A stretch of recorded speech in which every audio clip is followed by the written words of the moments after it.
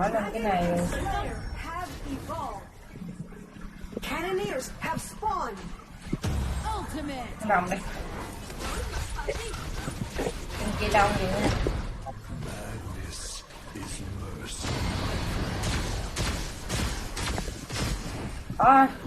Bỏ đi nấu cái.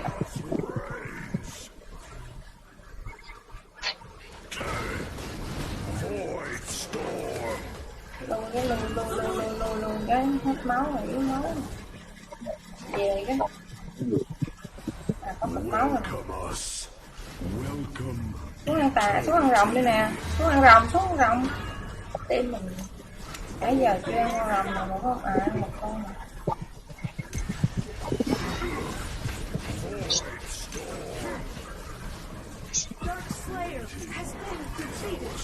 Nè ra đây chơi nữa nè.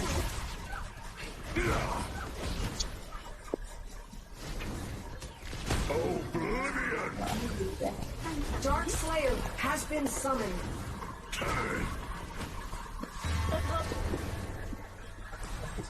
Tấn công đối địch. Anet.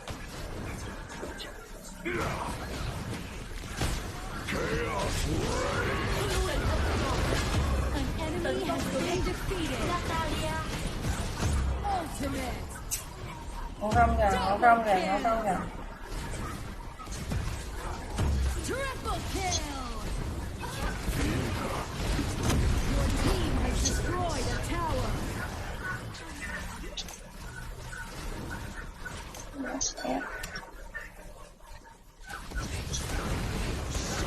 Your team has destroyed a tower. Onslaught. Khóc thiệt. Khóc quá giờ khóc rồi.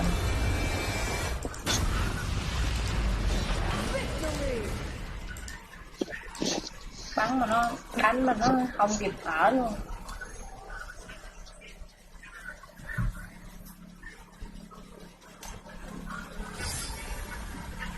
Đấy, tôi sắp lên tên Anh rồi, mừng quá. Mừng quá à. Đang đủ 5 người rồi. Còn một trái xong cho quá ăn luôn đi trời.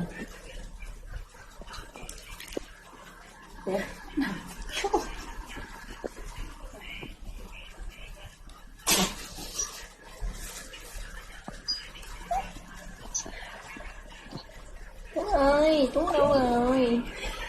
Sớm rồi anh mà anh không thấy hả? Mà mày không thôi.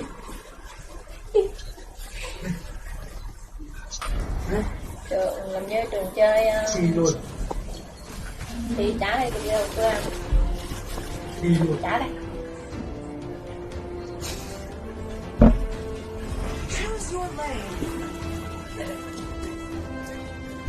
Dạ ông bé ơi, ông bé.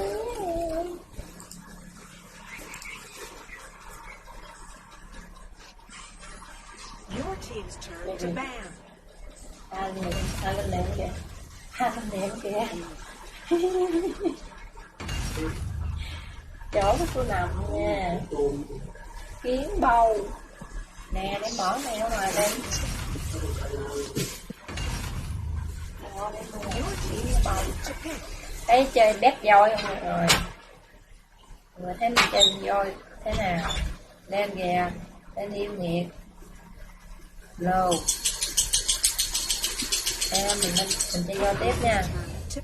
Trời ơi, từ để chị lên trước rồi. Trời ơi, vô mánh. Nó lấy gờ rắc kia, trời ơi. Tới công chuyện tới rồi. Tới công chuyện rồi con ơi.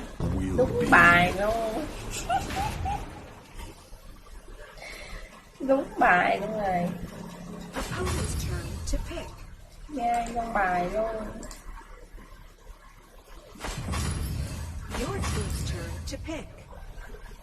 Vô bài.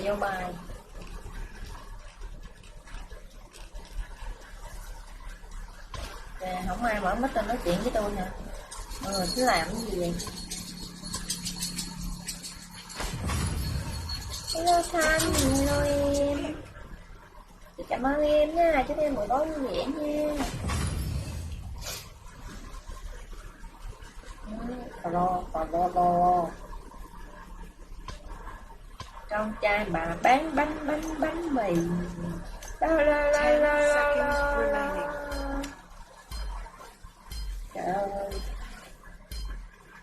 Trời ơi, mày nha, mày ủa mày.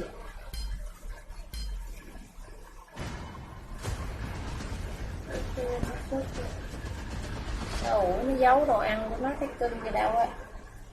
Không cho chị đi, cho chị đi hết đi, cho chị đi, đem đâu chị ghét kêu nó cho nó đem đi chỗ khác luôn. Con này mà con mèo, con voi nè, voi con ở bạn đuông chưa có mèo. Ôi thì tôi dựng cái ghế như vậy á, tôi mà còn càng ngày tôi càng nằm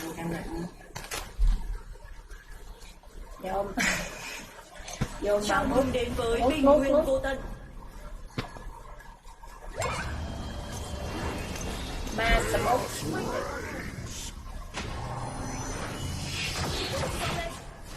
Chú ý trụ. Ok, đi cái bồ. Madness is mercy, my friend.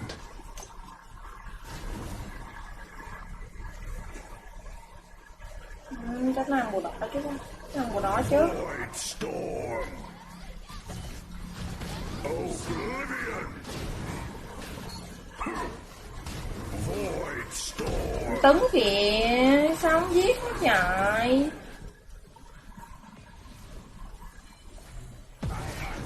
Thằng nào tóc biến vậy nhanh vậy?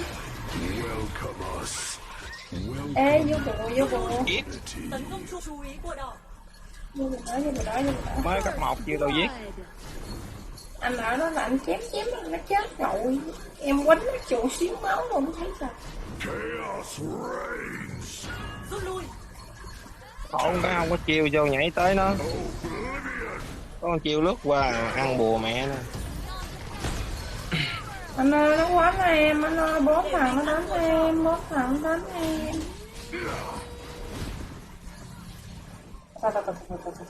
Rút lui. Tôi em ơi, nó kéo.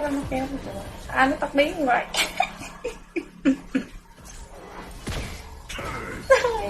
Trời. Chơi gà rắc. Trời, nó kéo chị, mẹ ơi. Chaos reigns. Nè, ăn cục máu lên chơi tiếp An nè. ally has been defeated. Quỷ sứ, Flo nó muốn được kìa. Chắc nó 5 mạng hay gì? Tower is under attack.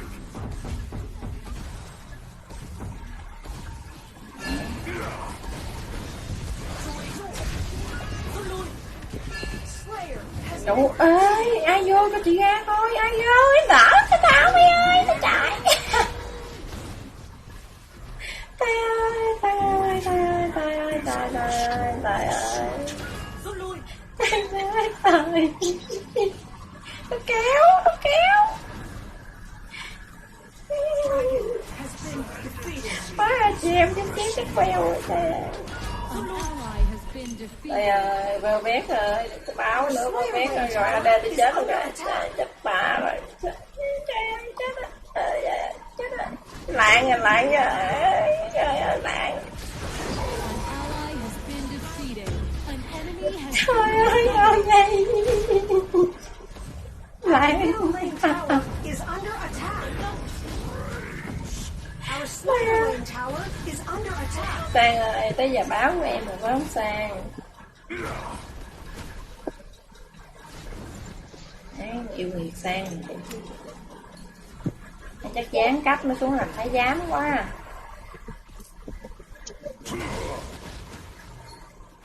Tấn công. Ok. Cẩn thận cỏ.